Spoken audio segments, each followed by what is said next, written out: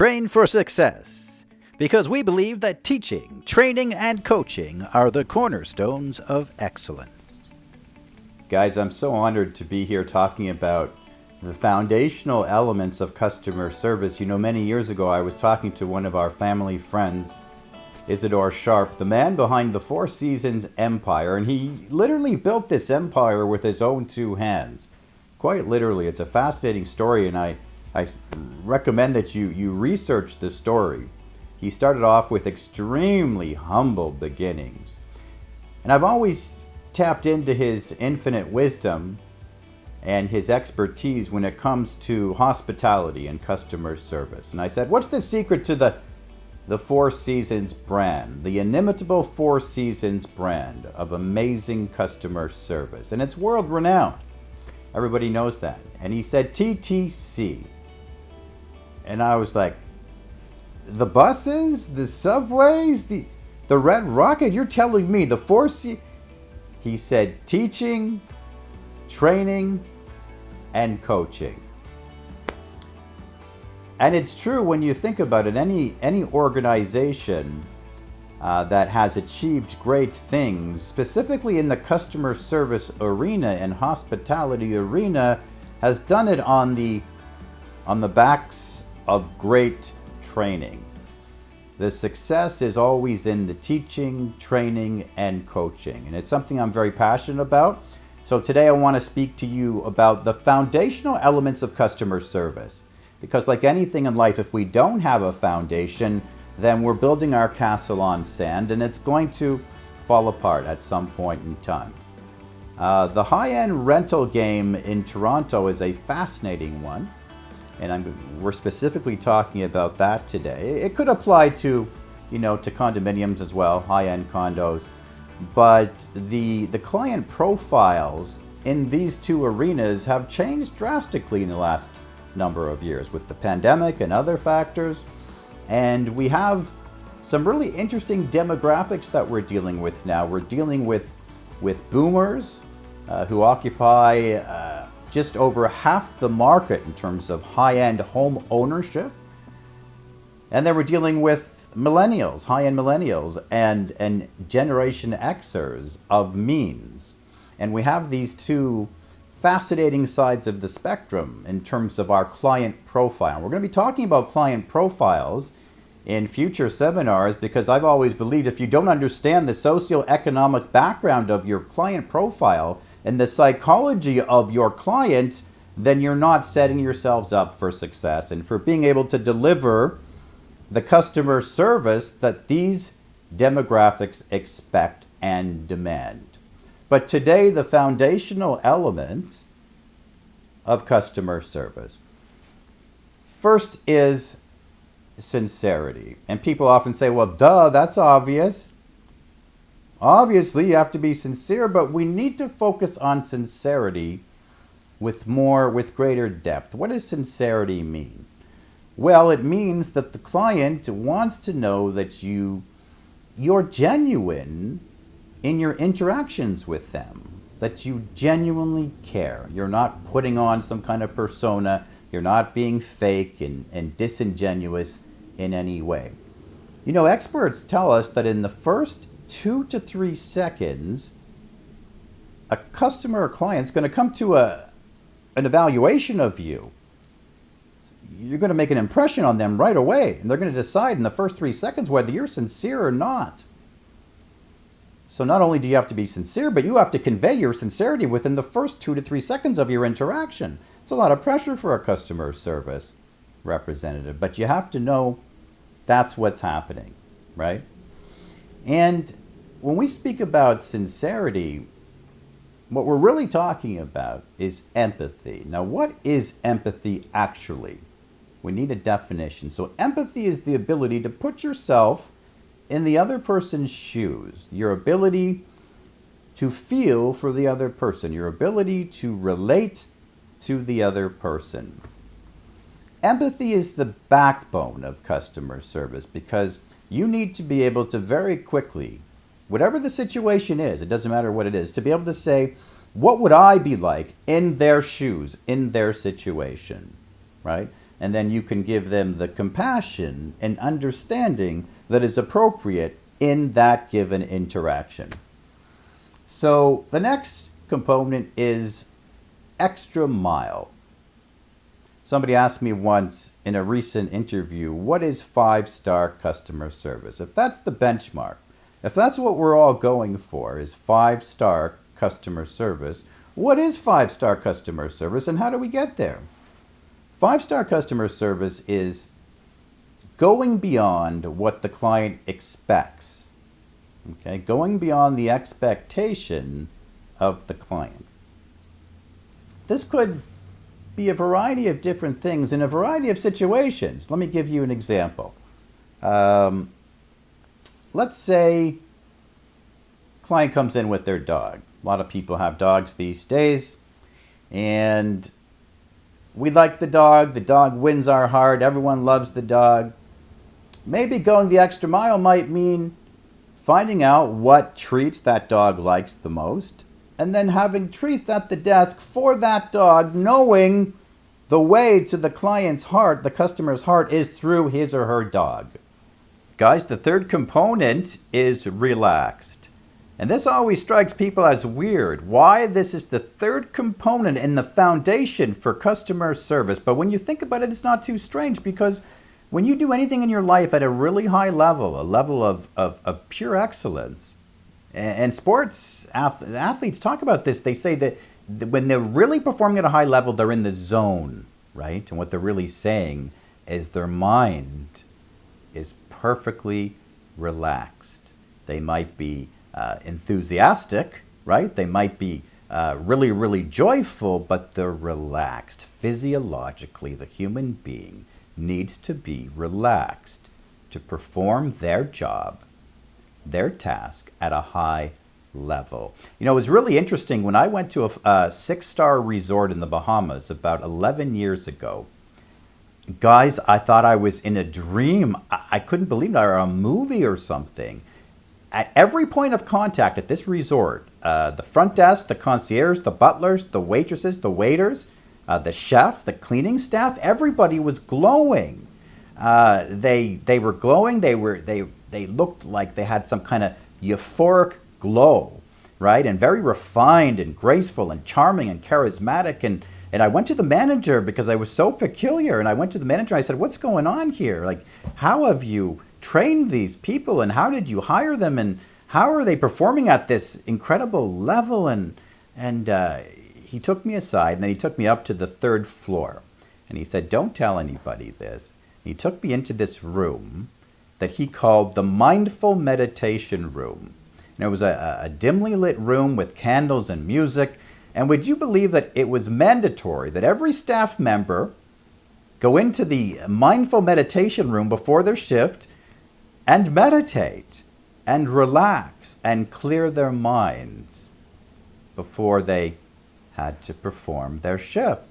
And afterwards I thought about it, and I thought, this is absolutely brilliant. Absolutely brilliant. Because we all need, it's true, we all need a buffer between our lives, right? What's going on in our day-to-day lives and our work shift, our work environment. We need a buffer. We need a restart. You know, we might not have a mindful meditation room here. You might not have a mindful meditation room where you're working, but you can create your own meditation room, right? Your own buffer between your life and your shift. You can, whether you want to listen to your favorite music, read your favorite book, eat your favorite food. For me, I take 30 basketball shots before my shift. It relaxes me and allows me to enter my job in an optimal mindset, in a relaxed mindset. Guys, the 4th component is very adaptable. One of the vital cornerstones in customer service at any level, in any role, is adaptability. Why adaptability? Because we're living in a world where things are changing so rapidly, right? It's high-paced, it's very hectic, and our clients have very hectic and high-paced lives. And those hectic lives create problems, right? And those problems create unforeseen situations. And those unforeseen situations demand adaptability, problem solving, and the problem solving needs adaptability, right? So whatever role you're hired for, you need to be prepared to do another person's job. And to do a job that might not even be at your company per se, right? A job that might not even be outlined in all of your company roles. I'll give you a classic example of this. When I was at a building many years ago, there was a big event, and one of our residents was having an event. It was actually a presentation. It was a very high-stakes presentation that he was presenting a business concept with there was 12 VIP guests coming, and he had this easel show up that wasn't put together. It was a high-tech easel with a teleprompter built into it. It was really cool, and his handy person that was supposed to set it up was not there or took ill or whatever. And then our maintenance person was on vacation, and would you believe there was nobody there to set up this high-tech easel for his presentation. And so who ends up with the job? The sales manager, me, right? And this is hysterical because I'm the last person in the world that should be, doing handiwork, And I thought twice about it, but then I jumped into it because, there was no one else to do it, right? And I was adaptable. I was going into a role that was not my expertise, but who cares? Because, sometimes we have to jump into something that is not our expertise, but something that we can do anyways with a concerted effort, right? It was a setup of an easel, right? I think it wasn't rocket science. So I pulled out the instructions and I put the easel together to the best of my ability. Now, here's the hilarious part is that while this guy was giving his high stakes presentation, and he was happy because he had his easel with a teleprompter. And I was in the back of the room with my fingers crossed and praying to God, please don't let that easel fall apart while he's making his presentation. Because I didn't trust my handiwork. And nobody in the right mind would have trusted my handiwork. But I certainly tried my best. And guys, that's the secret to adaptability, right? It's jumping into a role that you might have not been hired for, but a role which the situation demands, and doing it with a sense of joy and purpose, right? And doing it to the best of your ability. Guys, the fifth component is initiative. And this is another cornerstone of customer service. Now, what do we mean when we say initiative? Well, we mean being proactive, right? Being alert, being aggressive in preempting disastrous situations, catastrophic situations. And it doesn't need to be just catastrophic situations. It's proactive in any element of helping the client and caring for the client. It could be as simple as somebody walking in and looking like they're lost. And before they have a chance to come to the desk and ask you their question, that you go to them. Excuse me, sir, you look like you're a little bit lost here. Can I help you to go where you need to go? Can I direct you? Can I guide you? Right? And then taking them. You can, and if somebody's at the desk, you can surely leave the desk and take their hand and show them right to the room. That's customer service. That's 5-star customer service. Initiative is something that immediately gets the attention of your superiors, your managers, your high-end executives at the company. Initiative is something that makes us all very, very respectful of how keen you are about your position, how keen you are about the entire company. Once we had a cook who came in, and it could be something as simple as this. He saw a cigarette butt that was still going and had fallen over the ashtray. Somebody shouldn't have been, it wasn't an ashtray, it was like a garbage, and somebody shouldn't have been smoking, but they were. Then the cigarette wasn't put out properly. It fell over onto the rug.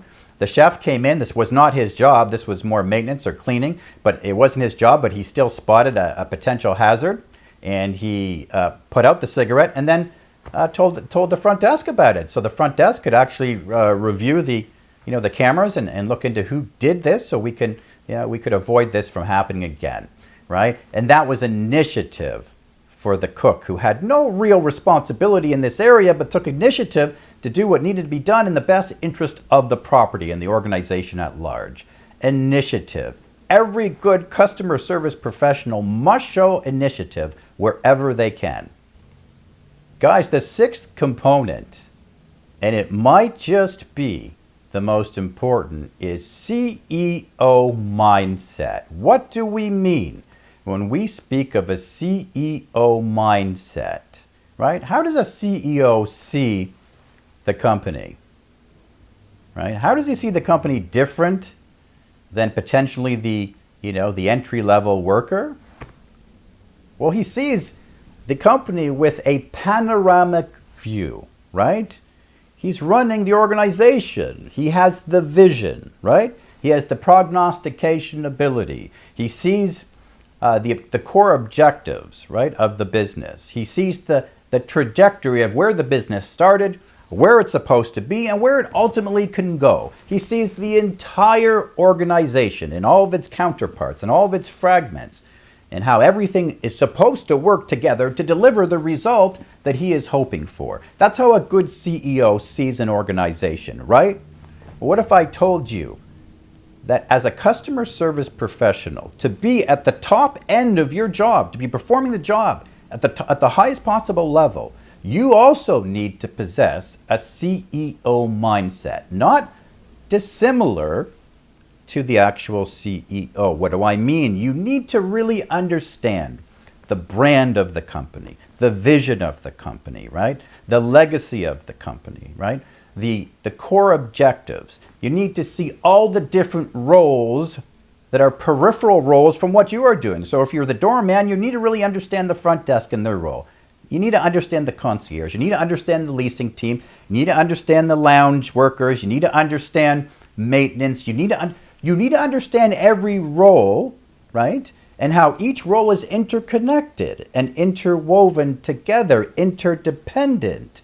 Because if you understand how each role, no matter how large, how small, how each role is interdependent, interconnected, you will understand how vital your role is to the overall success of the company. And what is so important about this understanding? It will give you pride. And we know that pride is one of the key indicators in high performance. So CEO mindset. You might be entry level now, but trust me, if you see the organization in a panoramic view and not just a myopic view, you can see beyond your job and your job description. And you can show an interest and show a respect for how your job is vital to the entire success of the organization. If you show this kind of understanding, trust me, you won't be entry level for long.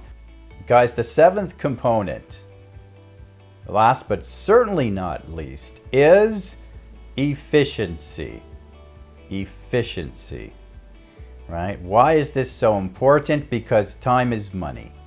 Time is money for you and for the client, right? So how do we establish the speed and the efficiency, right, to which we perform our task? How do we establish that? Like, what speed should we be going at, right? Because it seems like every customer service professional has their own speed, right? Has their own natural rhythm, right? So when it comes to the speed of a customer service transaction, this doesn't matter if you're a doorman, the front desk, sales professional in the leasing team. It doesn't matter. We use a formula called WIN, and WIN stands for what is necessary, right? And if you think about the best customer service professionals you've met in your life, the ones who have blown you away, with their customer service and astounded you, they're the ones who never say too much, never say too little, right? They never do too much, never do too little, right? They only say and do what is necessary. And guys, you'll never go wrong, no matter what position you're in. If you take a nanosecond, half a second, and ask yourself before you say something or do something, what is necessary in this situation, right? That's what grace is. And grace is one of the key components of a customer service professional. Grace. And people with grace they know their boundaries and they only do what is required and necessary. They don't step beyond that, right? But you say to me, and also we're dealing with very high-end clientele, VIPs, right? Executives, CEOs, directors of major corporations, right? People with hectic, high-paced agendas, right? Dealing with high-stakes situations. And if you don't have a value for their time, if you don't show them right away that you have a huge respect for their time, then they think you don't have a respect for them, and likely we won't get their business, and that's a fact.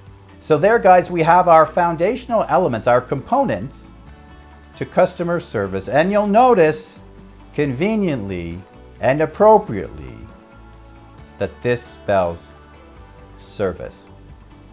And that's the foundation. And we have a lot of training to do and many other seminars which break these components into subcomponents, and we have role plays and exercises where we can really master all of these components together. Thanks for listening, guys, and have a great day.